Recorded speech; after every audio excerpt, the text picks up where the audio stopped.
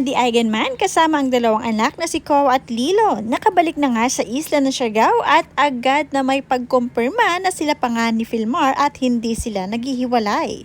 Hindi pa nga daw sila nakakasal ay hiwalay na agad, masyadong advance sa mga netizen. Panoorin at kung hindi pa nakasubscribe, don't forget to click subscribe and hit the notification bell to keep you updated.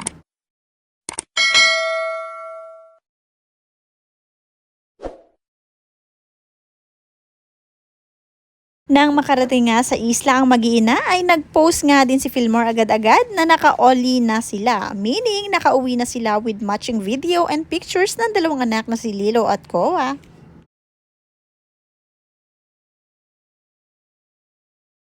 Show papa, show papa. Show papa, show papa. Show papa your muscle. Come on, go. Like this, oh. Ikaw. Yeah, okay, like this, oh. Like hook.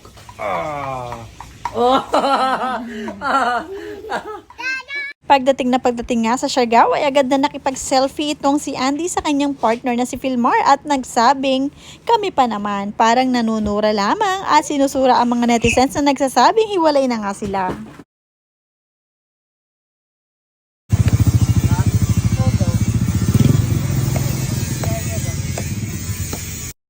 Gali-gali dialog sana kaya nagkaupo man sila. Sus, itong ka doon na prutas. Nakabalik na nga si Andy sa kanyang happy place at simula na ulit ng laban sa araw-araw kasama ang kanyang mahal na si Philmar. Kitang-kita na medyo tumaba si Andy sa pamamasyal mula sa Japan at Manila dahil doon ay walang stress at puro pamamasyal at kain ang kanilang ginawa ng kanyang mga anak.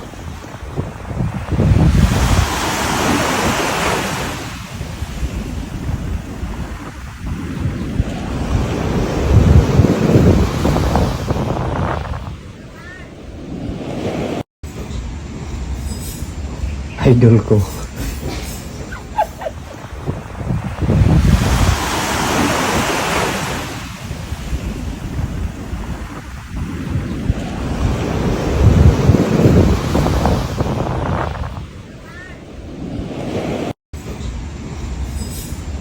Idol ko.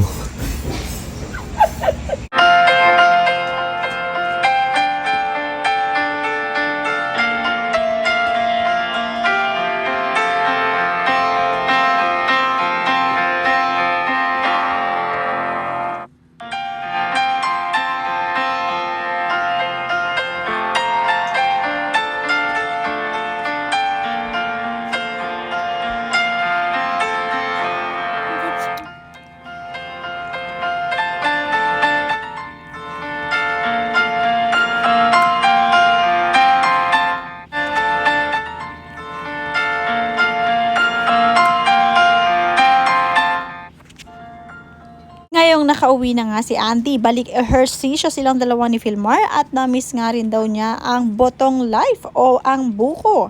Dahil madalas nga ay kumakain sila ng buko sa isla kasama si Philmar at ang mga barkada nilang lalaki. Sugaw, pasok. Pasok. Ay. Pasok daw, pasok. Pasok. Ay.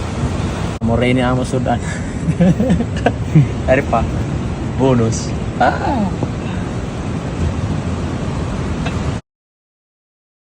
May nadagdag nga sa daily habit nitong si Philmar at nawili na itong mag-yoga dahil pinalalakas niya ang kanyang puso at ang kanyang healthy body. Lagi niya ngayong binabantayan ang kanyang sarili para maging healthy at ganun din si Andy na laging nakasubaybay sa partner. May nadagdag nga sa daily habit nitong si Philmar at nawili na itong mag-yoga dahil pinalalakas niya ang kanyang puso at ang kanyang healthy body. Lagi niya ngayong binabantayan ang kanyang sarili para maging healthy at ganun din si Andy na laging nakasubaybay sa partner at minuminuto o oras-oras ay nagtatawagan nga ang dalawa at nagkakamustahan noong nasa Manila pa si Andy. Dahil matatandaan na si Andy ang nagsugot kay Philmar sa hospital para masamahan ng partner na mapagaling.